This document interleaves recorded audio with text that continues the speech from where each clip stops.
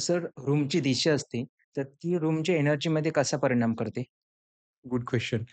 जसं की आता आपली तत्व जे आहेत, हं, म्हणजे जसं पृथ्वी तत्व आहे, हं, जिथे आपण म्हणतो की जडत्व असायला हवं. हं, मग त्या दिशेमध्ये आपण ग्रहस्वामी किंवा ग्रहस्वामिनीचं बेडरूम असावं असं हं. म्हणतो. तर ती तिथे त्यांना स्थिरता देते. ओके. व्हेअर जी उत्तर आणि ईशान्य आहे, हं. ह्या झोनमध्ये काय पाणी तत्व आहे. पाण्याचा फ्लो आपला असायला हवा. ठीक ओके. आहे.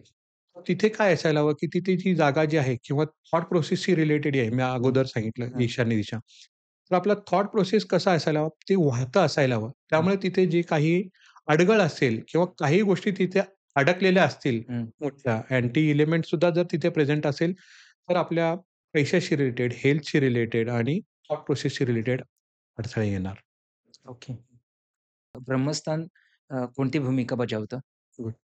ब्रह्मस्थान जे आहे म्हणजे मत्स्य पुराण या ग्रंथानुसार हं. ब्रह्मस्थान म्हणजे वास्तुपुरुषाची नाभी आहे, असं ओके. म्हटलं गेलेलं आहे. हं, तर नाभी म्हणजे काय, की आपल्या सगळ्या शरीरावर नाभी जर व्यवस्थित असेल, तर माणूस बॅलन्स राहतो. हं, तर सगळी एनर्जी प्रथम सर्व दिशामधून तिथे एकवटते हं. आणि तिथून त्या एनर्जीचा डिस्ट्रिब्युशन होतो. बरोबर. तर कुठेही आपल्या घरामध्ये ब्रह्मस्थानामध्ये म्हणजे जे जो सेंटर पोर्शन आहे, ब्रह्मस्थान म्हणजे घराचा 1/9 पोर्शन हं, म्हणजे तो जो ब्रह्मस्थान आहे आणि त्यामध्ये काही तुटलेलं असेल, हं, काही फुटलेलं असेल किंवा तिथे जड खांब किंवा पिलर जरी आले असतील, जसं की ते ॲज गुड ॲज आपल्या घरातल्या गृहस्वामी, गृहस्वामिनीवर किंवा सर्वांवरच तिथे एक वजन ठेवलंय आणि ते वजन जर ठेवलं तर आपलं डिस्टर्बन्स राहतो. हं, त्यामुळे ब्रह्मस्थान मोकळे असावं.